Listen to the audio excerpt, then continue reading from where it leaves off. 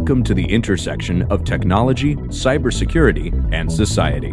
Welcome to ITSP Magazine. You're listening to a new The Hacker Factory podcast with hacker maker Phillip Wylie. You're about to discover what the role of a professional hacker entails, the different specializations it holds, and what it takes to learn and become one. Enjoy the conversation as Phillip and guests unveil the secrets of professional hacking, a mysterious, intriguing, and often misunderstood occupation. Knowledge is power, now more than ever.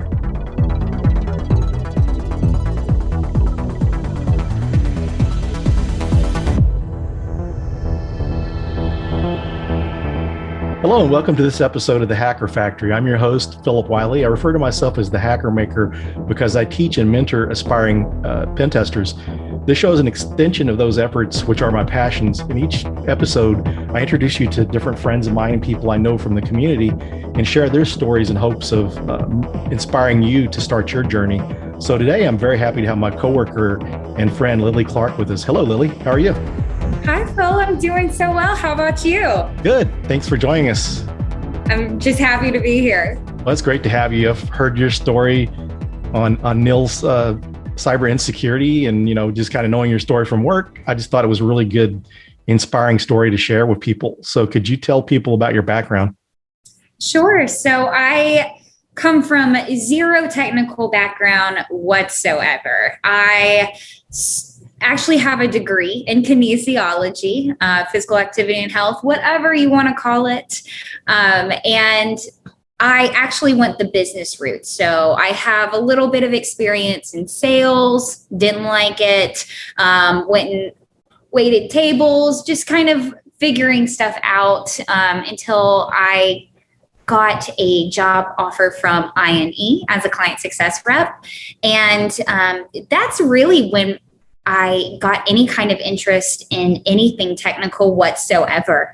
I am a firm believer in lifelong learning. So that's really where it started. Is I was working for a company that had this training platform that was at your own pace.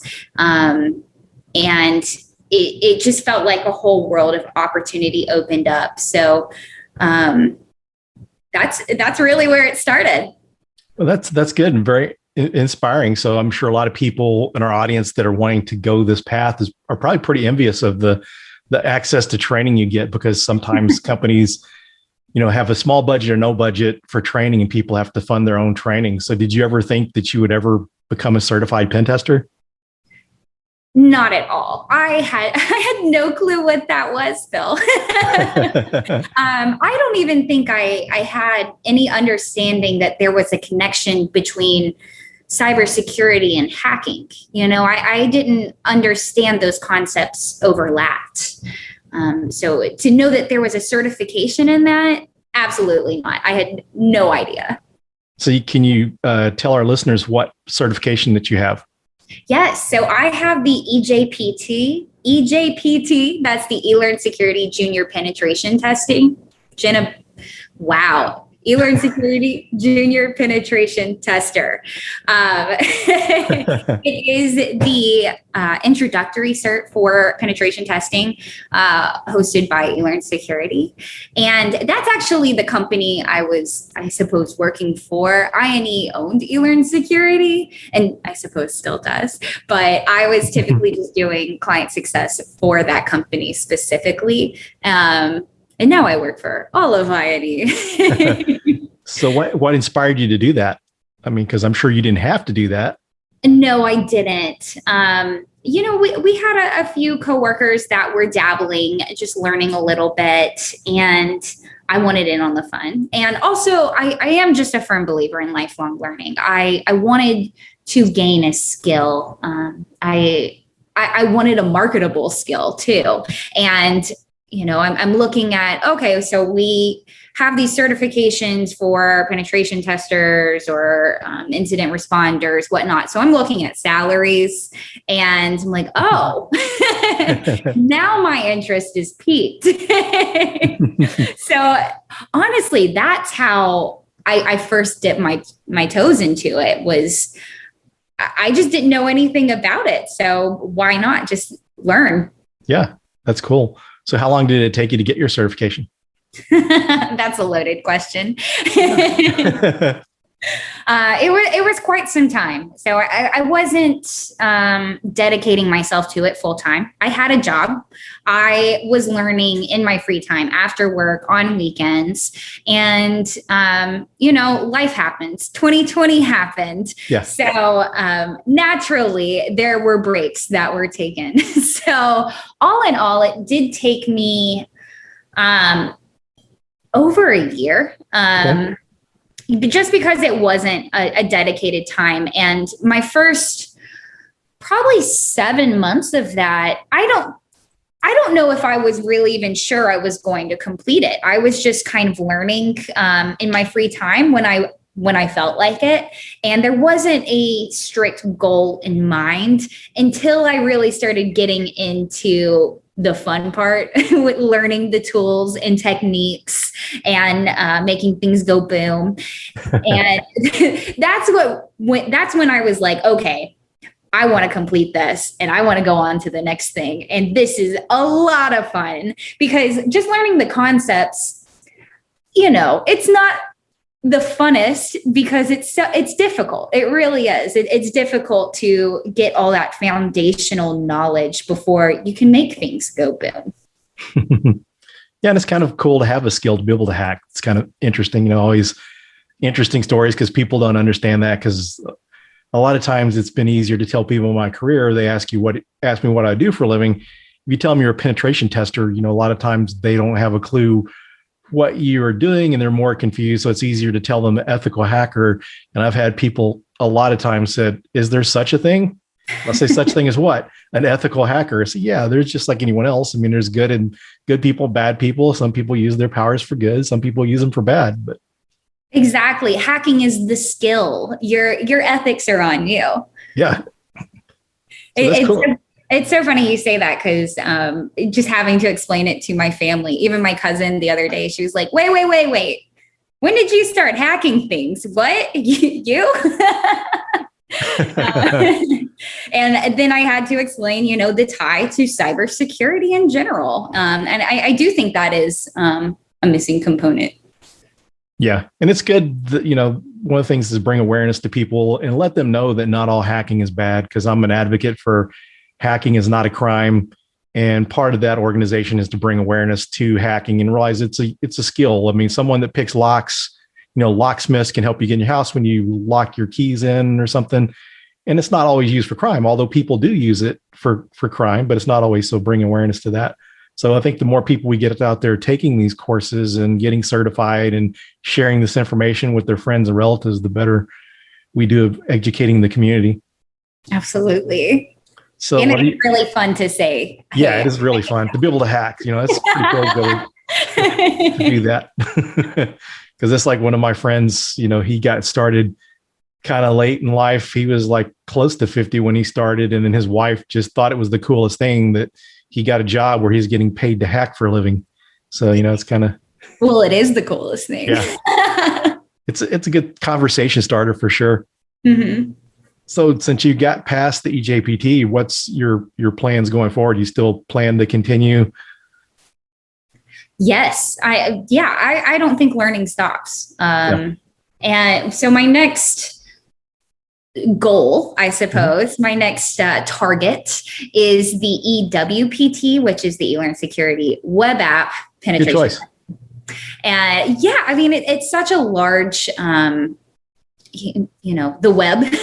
It's such a large attack surface. And I would really, really like to set up a system where I am regularly trying for bug bounties. That's a good idea.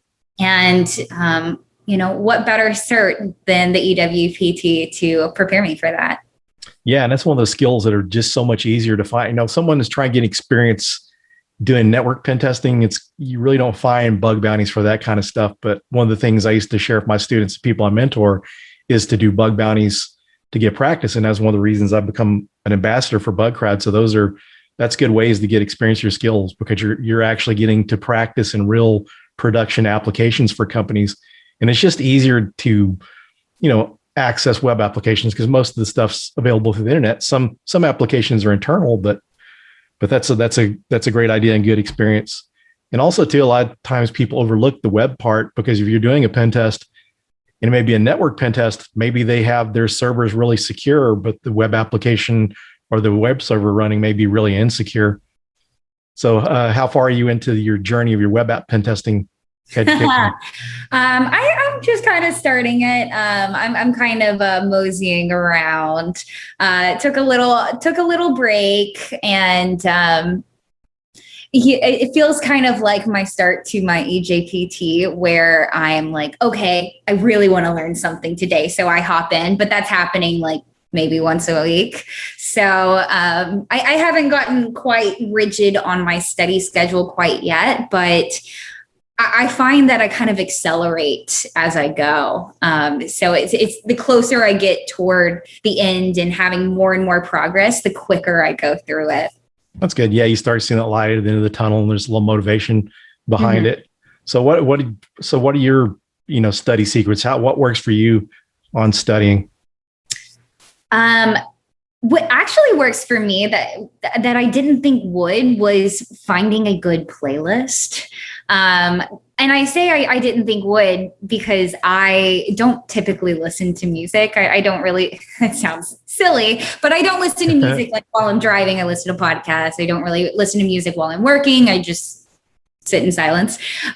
So I was kind of shocked that finding a really good playlist really got me into the zone. And I used the same playlist so that it would just kind of trigger those same synapses in my brain that's like, okay, it's study time. And I would find when I'm really getting into it, what I found really worked for me was setting aside 2-hour blocks and putting that on the calendar and saying like just something I want to try during that time. And my goal would just to learn something. So get into it, dedicate all of your brain power to learning and come out of this having learned something. So that really helped me. That's good. So when you're studying, do you like to study for long periods of time or just kind of short blocks?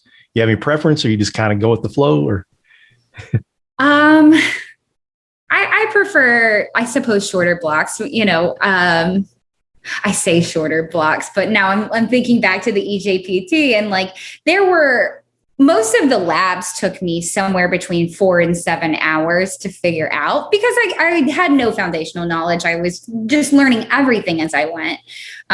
So I don't know if that's a short block or a long block to some. So, I would often save some of the more in-depth labs for the weekends, or I would have to split it up in between different nights and just understand that. I don't really know. It just kind of depends on my mood. Definitely during the weekdays, it can't be long because my brain's usually already fried from work. Yeah. I'm a real human. I'm not a superhuman. It just doesn't work like that for me. So if I'm going to have a long chunk of time, it's got to be on a weekend. That's good. And, you really can't force that kind of thing because you get in, if you're not wanting to learn at the moment, it's kind of hard to force that too. So it has to be intrinsic, and you have to have that motivation. So yeah, it's also important to take, your breaks. So having breaks from it, because I've seen and experienced myself, if I do this every day, all the time, I get burnt out. So did you suffer any of that when you were going through the eJPT? Were there points where you just said, I got to get a break from this? Really only at the end, once I was accelerating. And I think it was because I had so many breaks as it was. I just didn't really burn out from it.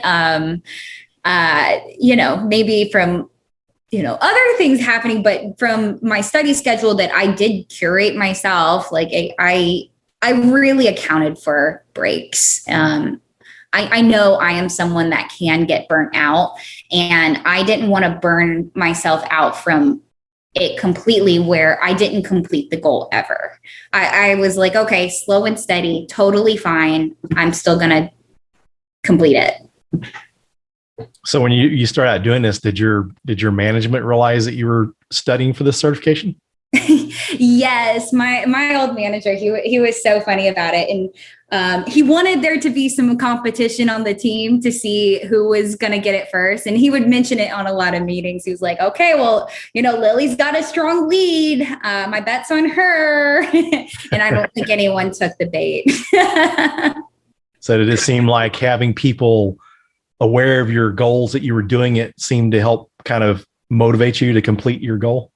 Oh, it did. There were eyes on me. I hated when he would mention, "Oh, Lily's going to get it first." Cause I'm like, "Oh no, now I actually have to get it first. I can't let down my manager." Yeah. It's like once you share those goals and people know you're doing something, you've got to complete it. I know it's a double-edged sword. So that's cool. That's really great. So how, as far as the other people competing against you, that your other coworkers, did they end up completing it? No one yet. Okay. It's a strong yet. And okay. Phil, you're one of my coworkers. So yeah. I don't even have that certification yet. Right. I'm trying to think. I don't know if anyone on staff does currently. But it would be very nice to have some fellow eJPT members with me. I went through that grind of, not understanding any of the concepts. So if you work at INE and you hear this, I got you. You can tap it too. So how is this, starting the web app pen testing curriculum? How's that been? Does it seem a little easier starting out since you've kind of got some basics built up from that first certification? It's so much easier. It is so much easier because that first one, I didn't know anything about, Kali or virtual machines or Linux in general. And I've never been on a command line. So there was definitely a learning curve. Whereas with the eJPT, I can just kind of jump in somewhere. And although it's new tools, new techniques, I do understand a lot more now. And, with the eJPT, you do learn, cross-site scripting, SQL injection. So, you can pick up some of that in this course as well. That's good. So that's great. And that shows our audience that, you got to build those basics, that your end goal may be, being a web app pen tester, but starting out with something basic to learn the fundamentals, and even sometimes going back and learning networking or some IT type things help build those basics up. So that's kind of a constant thing I've heard through these podcasts so far, that everyone was pretty much echoing that you got to have the basics to understand it. And once you get the basics down, you can learn pretty much any type of pen testing. I can see that. I'm not quite at that level where I'm like, I can just jump in, but I can see that, there's that same methodology. And you learn how to Google and that helps a lot too. So I can see that. And that takes a while to develop the skills to Google the right things for this type of stuff too, doesn't it? Oh, yes. I was actually talking to one of my coworkers about the eJPT and how I felt like I Googled my way through it. He was like, "Well, I could just start it and Google my way through it." I'm like, no, do not get it twisted. I had to learn all of this stuff first, or else I wouldn't have had any clue what to even Google. And I can say that very firmly. And that's one of the things I want to say to anyone out there too. If you're mentoring someone or maybe someone starting behind you, don't take for granted, just Google it. Because I had someone I was mentoring or helping out a while back, and it's been a year or two ago, and they kept asking all these questions and I would respond back. And then sometimes I would Google the answers, but I knew what to look for. And they said, "Thank you for not telling me to Google it." And one of the things I realized, and one of the things we all need to know, is realize if someone doesn't understand that area, it's learning the terminology. Once you get that down, you can research it. But if you're coming from zero experience trying to be able to guess, you would think because this is cross-site scripting, you just don't know how to ask what question about cross-site scripting. Mm-hmm, absolutely. yeah, so I think that's just great advice because, yeah, again, I had to learn everything before I could even Google. Yeah, that's good. So did you have any mentors along the way? Anyone that was helping you out? That was helping me learn. Yes, Don Von Zahl was helping me learn. He was leading an effort internally, and he really helped me. And as far as outside of that, I don't know if I'd call them mentors. I had just a bunch of like cyber friends that were just in the space. So I'd kind of be following them and watching what they were doing. And every once in a while I'd ask a question, but I don't think it'd be fair to call them a formal mentor, I suppose. Yeah, that's kind of the way I got started. When I got started, I was researching and doing whatever I'm on, but I had friends. And actually, when I was going through the OSCP certification, and it took me like a little over a year to complete that. So don't feel bad about taking a year, a little longer to do the eJPT, but I found some study partners along the way, and it's helpful when you got someone to study with. You find information, you can share it with each other. When you've got like 2 or 3 or 4 other people, searching and looking for information the same time you are, it's like having aggregators. So you get more people to help you. So if you're not using a mentor, then study groups are helpful. Mm-hmm. Oh yeah. And just joining Discord servers and watching people talk about it, that really helped too. Just the community aspect. That was really key. I really leaned on the community.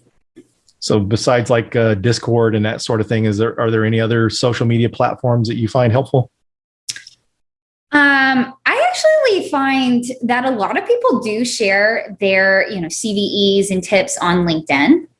I really like LinkedIn personally. I found a lot of really great people through it. And I actually find that a lot of people share very helpful things on Twitter. I think it just matters who you follow. Yeah, I agree. Another thing too, I've seen you've done a pretty good job with it. So one of the things I like to tell people I'm mentoring or people who try to get started out is networking and then building your own personal brand. So you seem to do a pretty good job with that because I see you all over social media. As you make awareness for yourself, you make opportunities and people trying to find jobs, that makes it more helpful. So what has your experience been with that?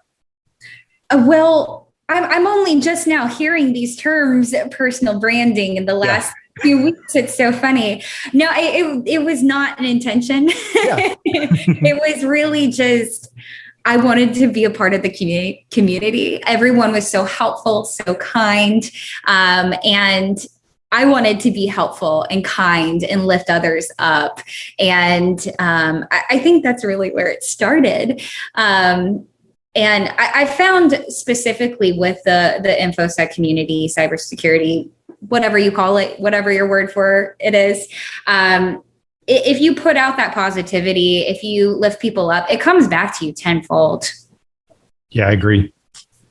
Yeah, just like negativity. If you're, it's one of the things that's a good life lesson is if you're always negative, you're always bringing negative in your life. And we all have negative times. I'm not always happy or always positive, but if you put that out there and that's the thing, that's the thing you're feeding, that's the thing that's going to grow. So I would really like that advice on the positivity. I think that's really helpful for people. And if you're out there networking and want to get jobs, if you're constantly complaining and posting negative stuff, that's not going to really help you.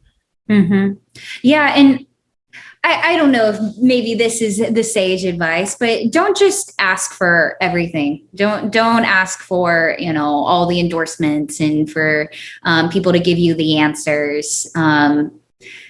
What kind of value you're really going to get the most out of is if you try to find the answers for other people, because not only are you learning, but you're providing value. And if you post that publicly, then you're providing value for a lot of people. Yeah, that's great advice. And then people kind of learn to look to you. Then all of a sudden you're kind of proving yourself to be the expert, and people are going to endorse you for knowing this. If you're looking for a job and you've been helping someone out over the years and they may say, hey, Lily knows this pretty well, you should talk to her. So that's, more good advice. Absolutely. Just just put yourself out there. Yeah, definitely. That's good. And it's funny when I mentioned the personal branding, when I started out on social media, it was really no idea of that at all. You were just kind of out there networking with people, and then you kind of learn, okay, I've got a personal brand. So you kind of got your thing, and I know you from being positive. So people see that. That's even like BSD Bandit on Twitter. He's got these really positive videos, and that's what he's known for. That's kind of his thing. And if you kind of have your brand, then people remember you more for things. And that's kind of like for me, wrestling the bear, that's just sharing. That's been great for me career-wise, because regardless, people remember that, and people can associate with you being really positive, and that sort of thing. People remember you. Absolutely. It's funny. I actually was just telling some people the other day, I'm like, oh yeah, Phillip Wylie, he wrestled a bear. Here's the picture of it. So yeah, anytime someone can associate just, like your fitness background, if people didn't know you for being so positive, people would know you from that. So just, we associate people sometimes with things before we remember names. Sometimes it's easier to remember, things about someone, attributes or things they've done. Mm-hmm. I guess it goes back to that old saying of like, people will forget the things you said, but they'll never forget how you made them feel. Yeah. Yep. I agree. That's a good statement. So we're getting close to the end of our show. If there's anything that you haven't mentioned or we haven't discussed or something you'd like to share, please feel free to share it. Nothing is coming to mind. I'm just so grateful to be a part of this. If someone, wants some congratulations or some excitement, you can reach out to me on Twitter at Seclilc, SECLILC. And we'll be sharing Lily's Twitter handle in our show notes. So thanks again for joining us. It was great to have you on, and thank you everyone for joining this episode. And I hope you get something out of this, some motivation. She's kind of like the certification cheerleader, so hopefully she'll cheer you up, motivate you to get your certification. Thanks. We hope you enjoyed this episode of the Hacker Factory podcast with Phillip Wylie. If you learned something new and this podcast made you think, then share itspmagazine.com with your friends, family, and colleagues. If you represent a company and wish to associate your brand with our conversations, sponsor one or more of our podcast channels. We hope you will come back for more stories and follow us on our journey. You can always find us at the intersection of technology, cybersecurity, and society.